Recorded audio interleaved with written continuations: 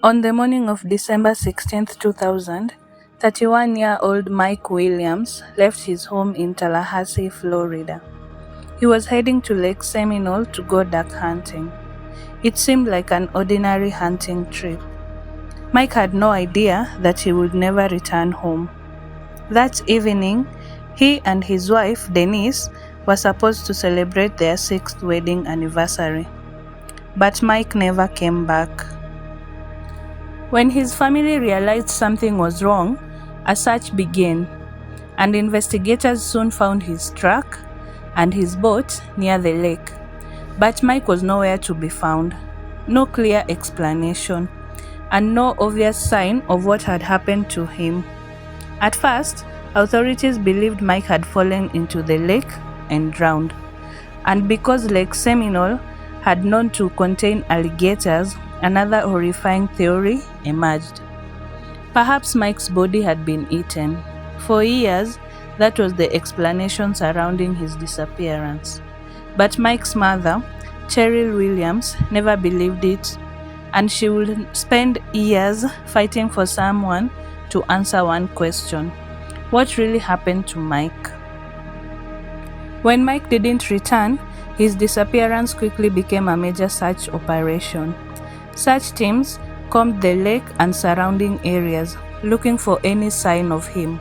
His boat was found, his truck was found, but Mike wasn't.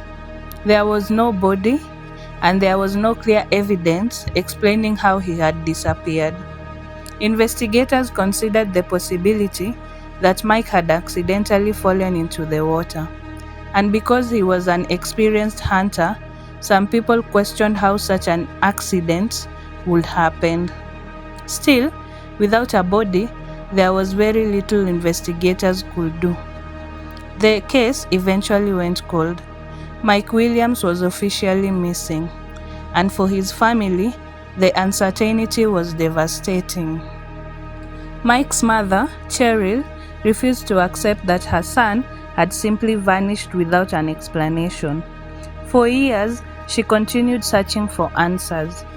But as time passed, the case became one of those mysteries that seemed destined to remain unsolved, until investigators began looking more closely at the people closest to Mike. And that's when the story took a different turn. At first, Mike's disappearance looked like a tragic accident. But as the years passed, investigators began noticing things that didn't quite add up. Mike's wife, Denise, eventually became a central figure in the investigation.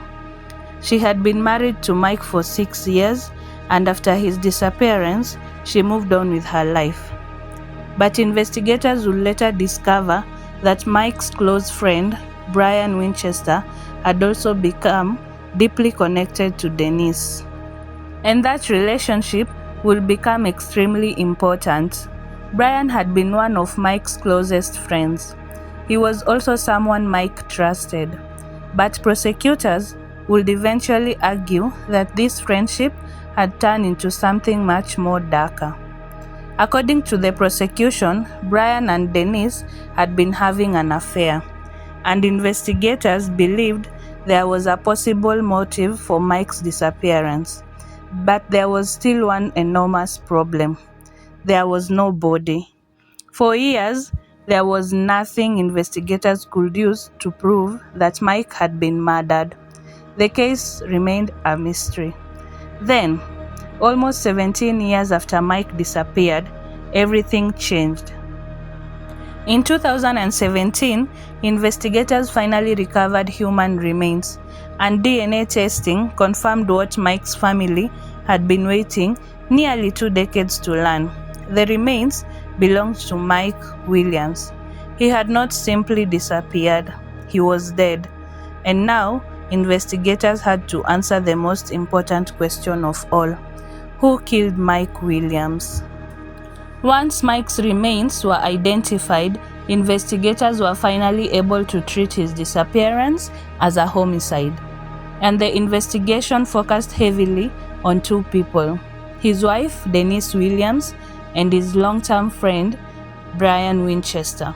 According to investigators, the two had been having an affair before Mike disappeared. But prosecutors believed their relationship went far beyond an affair. They alleged that Mike's death had been planned.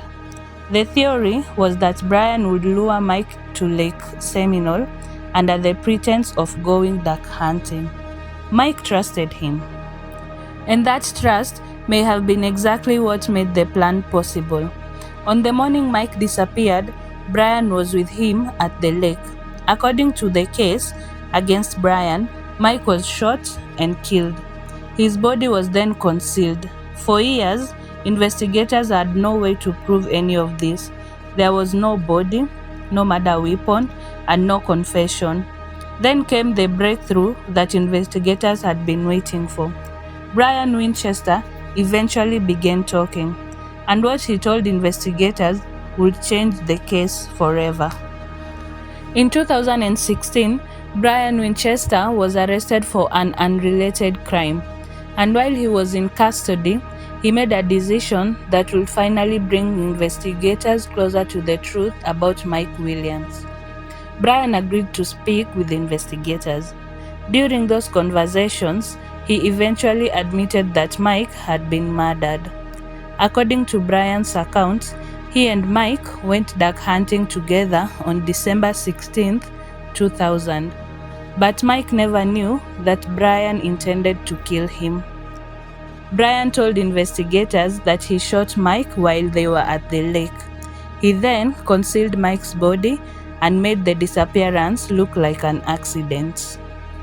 For nearly 17 years, Mike's family had been left wondering whether he had drowned, disappeared, or been killed. Now they finally had an answer. But Brian's confession created another question. What did Denise know? Investigators believed she wasn't simply an innocent wife waiting for her missing husband to return. They believed she had been involved in the plan. And in 2018, Denise Williams was arrested and charged with first-degree murder and conspiracy to commit murder. After almost 2 decades of uncertainty, the case was finally heading towards a courtroom. In 2018, Denise Williams finally went on trial for the murder of her husband. Prosecutors argued that Denise and Brian had planned Mike's murder because they wanted to benefit from his life insurance and be together. The prosecution presented Brian Winchester's account of what had happened. They also presented evidence showing the relationship between Denise and Brian and the events surrounding Mike's disappearance. But Denise maintained her innocence. Her defense argued that there was not enough evidence proving that she participated in Mike's murder. The trial lasted several weeks, and after hearing the evidence, the jury reached its verdict. Denise Williams was found guilty of first-degree murder, conspiracy to commit murder, and accessory after the fact. She was sentenced to life in prison without the possibility of parole. After nearly 18 years, Mike Williams' family finally had a measure of justice. But there was still one person who had not faced the consequences of what happened: Brian Winchester. Brian Winchester eventually pleaded guilty to second-degree murder and was sentenced to 20 years in prison. For Mike's family, the case had finally come to an end. But the mystery that had haunted them for nearly 2 decades had begun with something as simple as a duck hunting trip. Mike Williams left home on December 16, 2000. His family never saw him alive again. For years, they were told he may have drowned. They were left wondering whether an accident had taken his life. But the truth was far more disturbing. Mike had trusted someone who was close to him, and according to the evidence presented in court, that trust ultimately costed him his life. His remains were not discovered until 2017. By then, almost 17 years had passed, but his family never stopped searching for answers. And eventually, the truth came to the surface. Mike Williams' disappearance is a reminder that sometimes the people closest to a victim can also be hiding the darkest secrets. After 17 years, Mike finally came home, and his family knew what happened to him.